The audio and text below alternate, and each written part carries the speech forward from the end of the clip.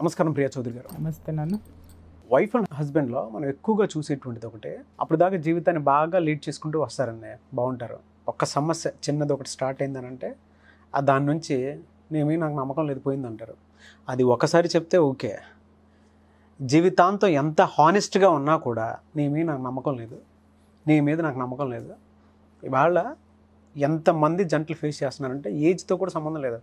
కాపురం 60 ఏళ్ళ వరకు చేసినా 70 ఏళ్ళ వరకు చేసినా ఏమో నీ మీద నాకు నమ్మకం లేదు. అది ఎంత ఇరిటేషన్ క్రియేట్ చేస్తానంటే లోపల ఒకేసారి బరస్ట్ అయిపోతాము. అలాంటప్పుడు ఎందుకురా ఇక్కడ ఉన్నావు, నువ్వు దబ్బేయచ్చు కదా ఇక్కడ నుంచే.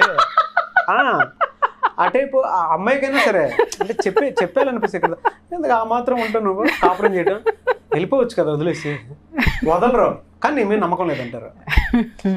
నిజమండి, అంటే ఎంత ఆ ట్రీట్మెంట్ మానసికంగా భరించినటువంటి వాళ్ళకే తెలుసు. దీన్ని ఎలా తగ్గొట్టాలండి అసలు? ఇది ఏం లేదు నాగరాజు గారు, ఈ పదం ఎందుకు వాడతాడంటే ఒక మగాడు ఆడదాని మీద ఎక్కువ వాడతాడు, ఆడవాళ్ళు చాలా తక్కువ. మగవాడు ఎందుకు వాడతాడు అని అంటే బోత్ సైడ్ మాట్లాడుకుందాంలేండి. ఫస్ట్ మేజర్ పాయింట్ తీసుకో. మేజర్ తగ్గు అక్కడ ఏది ఉందో అది మాట్లాడతాను నేను, అంతేగాని రికమెండేషన్లు చేయాలి. ఎందుకు అట్లా లేస్తాను అక్కడి నుంచి మాట్లాడి ఫస్ట్.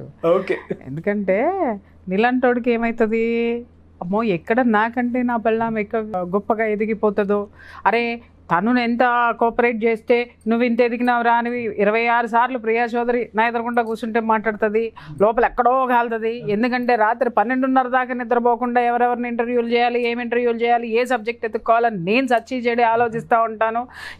పొద్దున్న అవ్వగానే 5:30 కల్లా 12:30కి పడుకుంటే మళ్ళీ 1 గంట దాకా నా కొడుకు సతాయిస్తాడు, ఎత్తుకో నానా తిప్పు నానా అంటాడు, మళ్ళీ ఆయన తిప్పి తీసుకురావాలి. 3ంటికి పడుకుంటాను, మళ్ళీ 5:30కి లెగుస్తాను, బ్రష్ కూడా చేసుకొని వచ్చి పాచిమకంతోనైనా కూర్చొని ఇంటర్వ్యూలు మొదలు పెడతాను.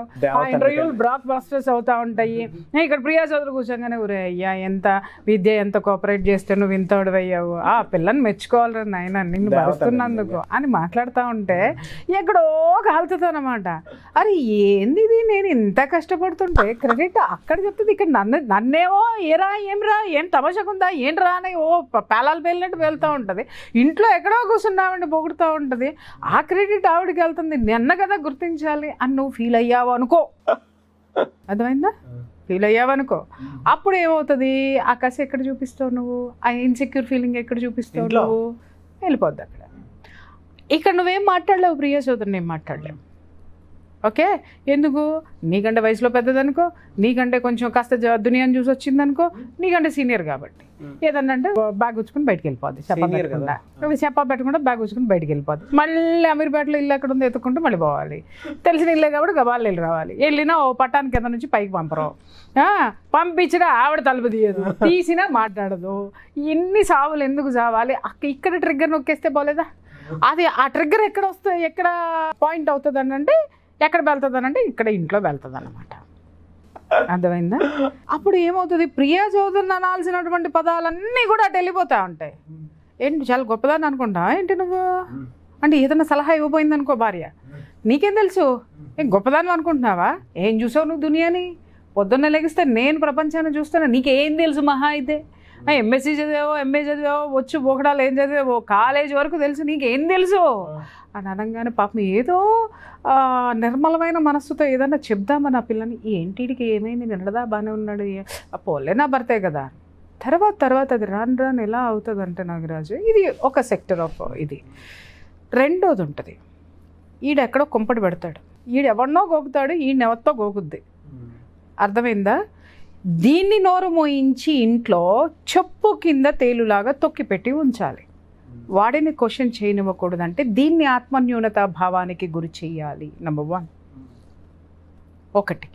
ఎందుకు అనంటే వాడికి ఏం చెప్పాలి అనంటే, దీన్ని 24 గంటలు ఏదన్నా చేయని నాగరాజు ఒళ్ళు అమ్ముకొని తీసుకొచ్చి డబ్బులు ఇచ్చినా కూడా నీ మీద నాకు నమ్మకం లేదు అంటే, భర్త ఏ విధంగా వీడిని నేను చూసుకుంటే నన్ను నమ్ముతాడు అనే విషయంలో చర్మం వలిసి చెప్పులు కుట్టి, ఇది నీ చర్మమా, నాకు నమ్మకం లేదు, నీ మీద నాకు నమ్మకం లేదు, లేదు ఆ అమ్మాయి సంపాదించిన, ఏమంటే సేవింగ్స్ చేశాను, ఇదిగో తీసుకోండి, ఏదైనా ఇల్లు కొనుక్కోవాలి, ఏదైనా కొనుక్కోవాలి అని అంటే, ఏమంటే నేను తీసుకొస్తాను, మనం ఆ ఇల్లు కొనుక్కుందాం. నీ మీద నాకు నమ్మకం లేదు, ఎందుకంటే వీడికి ఇష్టం లేదు ఆ ఇంట్లో ఆ ఇల్లు కొని ఈ అమ్మాయిని అక్కడ కూర్చోబెట్టడానికి. అదే ప్రియురాలకో, ఉంచుకున్న దానికో, లేకపోతే పెట్టుకున్న దానికో, లేకపోతే అంతకుముందులు పెట్టుకున్న కొంపలు కొన్ని ఉంటాయి కదా, ఆ కొంపలకి ఇవ్వడానికి వీడు డిసైడ్ అయిపోతాడు. అది ఇక్కడ దీన్ని ఏం చేస్తాడంటే ఆత్మన్యూనత భావానికి గురి చేసేస్తా ఉంటాడు. దీనికి ఆత్మగౌరవం ఎక్కువ కదా, ఆత్మగౌరవం ఎక్కువయ్యేసరికి అరే నేను ఏం చేస్తున్నాను, ప్రతిదీ ఇతని ముందే చేస్తున్నాను కదా, ప్రతిదీ ఇతనికి తెలిసే చేస్తున్నాను కదా, అరే ఎవరితో మాట్లాడాలన్నా మాట్లాడినా, వెళ్ళాలన్నా వెళ్ళినా, వచ్చినా కూర్చున్నా ఇతనికి తెలియకుండా నా జీవితంలో ఏం జరుగుతుందని ఇతను నన్ను నమ్మలేకపోతున్నాడు, ఎందుకు నమ్మట్లేదు అనేది ఆ లోపల బాధ సలుపుతుంది నాగరాజు. అది భయంకరమైనటువంటి నరకం. ఆ నరకం ఎలా ఉంటుందో చెప్పమంటావా నాగరాజు? అటువాడిని చంపేయాలన్నా చంపేయలేదు, ఇది చావాలన్నా చావలేదు. ఎందుకో చెప్పనా? చంపేయడానికో చావడానికో ధైర్యం లేక కాదు నాగరాజు, మధ్యలో పిల్లలు అనేటటువంటి వాళ్ళు ఉంటారు. ఆ పిల్లలు అనేటటువంటి ఆ బ్రిడ్జ్ ఏదైతే ఉంటుందో దాన్ని కూల్చుకోవటం ఇష్టం లేదు. అండర్స్టాండ్? ఆ పిల్లల కోసమో లేదంటే ఎక్కడో భర్త అనేటటువంటిది ఎప్పుడైతే తాళి కడతాడో ఆ కట్టిన వెంటనే ఇతనే నాకు సర్వస్వం అని ఒక వీక్ మూమెంట్లో సబ్కాన్షియస్ మైండ్కి తీసేసుకుంటూ చూసావా, అది వీడు చచ్చేదాకా భరించడానికి ఆ ఒక్క ఫీలింగ్ ఏదైతే ఉందో, భావోద్వేగం ఏదైతే ఉందో, ఆ భావోద్వేగమో పచ్చబొట్టులాగా లోపల ఉండిపోతుంది. చెరగదు. అది అంత లోతైన మాట చెరగదు నాగరాజు. ఇలా ఎంతమంది ఆడవాళ్ళు కుమిలి కుమిలి కుమిలి చస్తున్నారో బోళ్ళ చూశాను, చాలా చూశాను. ఎంత అనుభవిస్తున్నారో నాకు తెలుసు. ఇవన్నిటినీ బయటికి చెప్పుకుందామంటే ఈమెకి ఒక పరపతి ఉంటుంది, ఈమెకు ఒక పరువు ఉంటుంది, ఈమెకు ఒక సర్కిల్ ఉంటుంది. ఈ భర్త ఇది చేస్తున్నాడు అని బయట చెబితే ఈమెకి ఏ విధమైనటువంటి పరువు దక్కుతుంది? అలాగే తన భర్త తనకంటే గొప్పవాడిగా ప్రొజెక్ట్ చేసుకుంది కదా సమాజంలో. ప్రొజెక్ట్ చేసుకోవాలని అనుకుంటుంది, ఆడదైనా ఆడేదామని చెప్పడానికి ఇష్టపడదండి. అటువంటిది ఇది బయటికి వస్తే ఒకసారి వింటారు, రెండోసారి వింటారు, మూడోసారి ఎదుటివాడు దాన్ని అవకాశంగా తీసుకుంటాడేమో అని చెప్పేసి అని అటు భర్తని శిక్షించలేక తనకి తాను వేసుకునేటటువంటి శిక్ష ఏంటో తెలుసా నాగరాజు? తెలుసా? నరకం, మానసిక క్షోభ. అది ఎలా ఉంటుంది అనంటే చాలామంది ఆడవాళ్ళని చూస్తూ ఉంటాం, గృహిణులను చూస్తూ ఉంటాం, అన్నీ ఉంటాయి నాగరాజు. ఒంటి నిండా నగలు ఉంటాయి, ఖరీదైన చీరలు ఉంటాయి, ఖరీదైన కార్లు ఉంటాయి, ఖరీదైన మేడలు ఉంటాయి, కానీ జీవం మాత్రం ఆడదానిలో ఉండదు. కారణం ఇది తల్లి కడుపులో ఉన్న అభిమన్యుడి పాత్ర 100%. ఎందుకంటే తల్లి కడుపులో ఉన్న అభిమన్యుడి పాత్ర కాదు, పద్మవ్యూహంలో ఉన్న అభిమన్యుడి పాత్ర. ఆ వెళ్ళడం వరకే తెలుసుకున్నాడు, రావడం అనేది అది అతనికి తెలియలేదు. అది తెలుసు కాబట్టి పన్నాగం పన్నారు మిగిలిన వాళ్ళు. మొగుడు కూడా అంతే. పెళ్ళాం యొక్క ఆ భార్య యొక్క బలహీనత ఏమిటో వాడికి బాగా తెలుసు. ఏంటి అంటే ఆత్మ గౌరవం, ఆ అస్తిత్వం మీద దెబ్బ కొడతాడు. ఆ దెబ్బ ఎలా సలుపుతుందంటే రాచపుండు కంటే ఘోరంగా ఉంటుంది నాగరాజు. కానీ ఒకటి మాత్రం గుర్తుపెట్టుకోవాలి, కొన్ని సందర్భాలు చూస్తాం, భర్తని చంపేసినటువంటి భార్య, విషం పెట్టి చంపిన వాళ్ళు ఉన్నారు, గొడ్డలతో నరికిన వాళ్ళు ఉన్నారు, ఇంకేదో చేసిన వాళ్ళు అందరూ ఉన్నారు. అన్నిటినీ నేను సమర్థించను, కానీ కొన్ని కేసులు తీసి చూడండి, దాని వెనుక వాడు ఆమెని ఎంత భయంకరమైనటువంటి ఈ విధమైనటువంటి మానసిక క్షోభకి గురి చేస్తేనో అది జరుగుతుంది.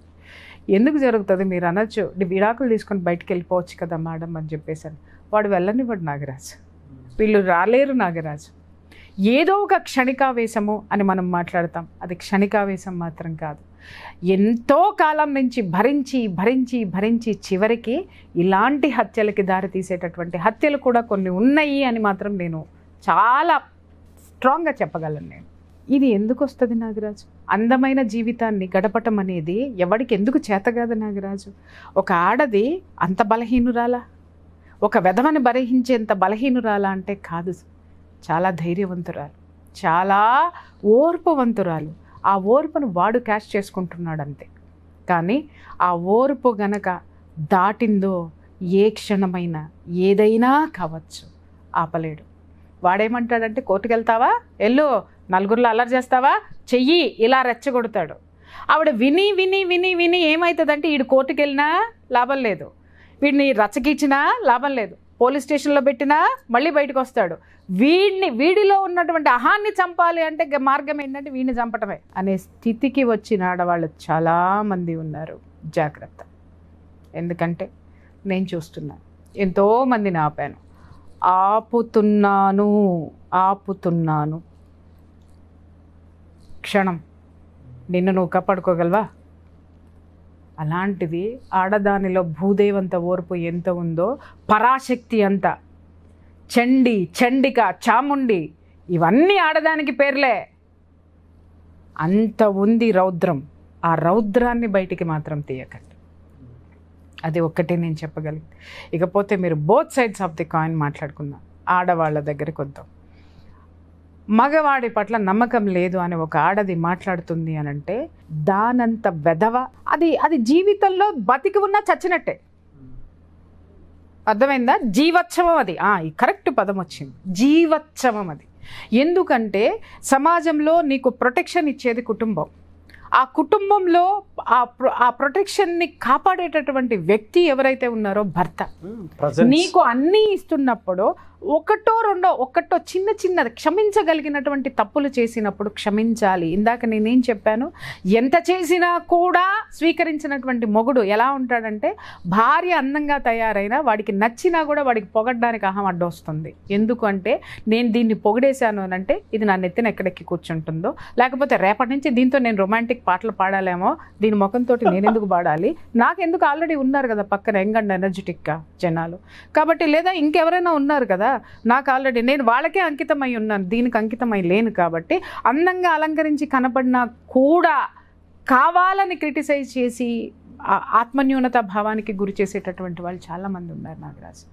ఓకే, ఇక్కడ వచ్చేసరికి ఈ భార్య విషయంలో నిజంగా చిన్న విషయాలు ఏమైనా ఉంటే క్షమించగలిగేటటువంటి విషయాలు ఉన్నప్పుడు క్షమించి ముందుకు పోతే నీ జీవితము 3 పువ్వులు 6 కాయలు హ్యాపీగా ఉంటుంది. అది లేకుండా ఎవరి కోసమో, ఇప్పుడు మగాడి దృష్టిలో ఏం చెప్పామో ఆడదాని దృష్టిలో కూడా అవే ఉన్నాయి అనుకుంటే దాని బ్రతుకు నరకం నాగరాజు. ఇక్కడేమో మొగుడు వల్ల బాధపడేటటువంటి భార్య జీవితం నరకం అయితే, మొగుడిని బాధ పెట్టేటటువంటి భార్య, మనం అనుకుంటాం భర్త బాధపడుతున్నాడని, కానీ నరకం దానికే జీవితం. ఎందుకంటే సమాజంలో విలువ ఉండదు, ఎవరికి దాని పట్ల గౌరవం ఉండదు. ఎవరికైనా మాట ఇక్కడి నుంచి వస్తుంది, బాగున్నావా, ఓకే అని ఇక్కడి నుంచి వస్తుంది తప్ప దాన్ని చూస్తే, దాని క్యారెక్టరైజేషన్ చూస్తే సమాజంలో ఒక ముద్ర వేసుకొని పక్కన పడిపోయి ఉంటుంది. ఎక్కడి నుంచి ఎవరి నుంచి అది సరైనటువంటి ప్రేమని కానీ గౌరవాన్ని కానీ చచ్చినా అది అందుకోలేదు జీవితంలో. తన ప్రొటెక్షన్ని, తన అస్తిత్వాన్ని తను కోల్పోతుంది. ఇది మాత్రం గుర్తుంచుకొని భార్యాభర్తలు అంటే మన వాళ్ళు పోల్చారు, జోడెడ్ల బండి కాపురం అనేది, కుటుంబం అనేది, సంసారం అనేది. ఏ ఎద్దు సరిగ్గా లేకపోయినా ఆ బండి బ్యాలెన్స్ తప్పిపోతుంది నాగరాజు. అవును.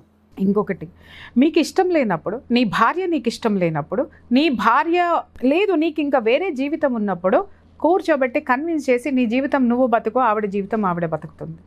ఇక్కడ ఏమవుతుందంటే నాగరాజు, ఆవిడ జీవితాన్ని ఆవిడకి ఇవ్వరు.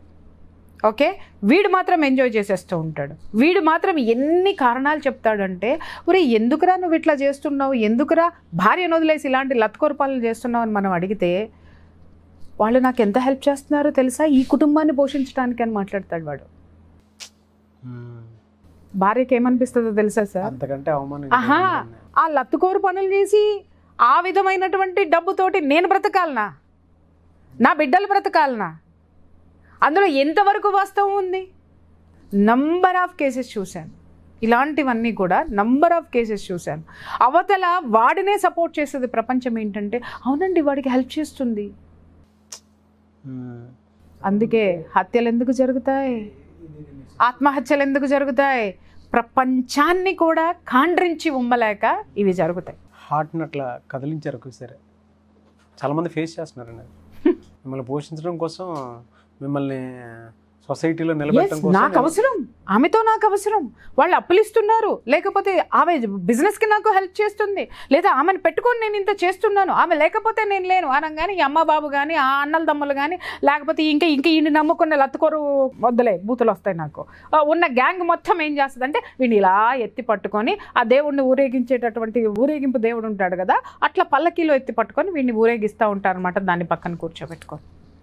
బట్ ఒక్క విషయం మాత్రం నేను చెప్తున్నాను నాగరాజు, ఒక ఆడదాని మనసుని, ఒక ఆడదాని జీవితాన్ని నాశనం చేసి మనస్సులో ఆ విధమైనటువంటి దాన్ని ఏమంటారు మానసిక క్షోభకి గురి చేసి నువ్వు పొందే ఆనందము ఏ రోజుకైనా నువ్వు మంచంలో ఉన్నప్పటికైనా సరే అది నిన్ను పట్టి పీడించి చంపేస్తుంది.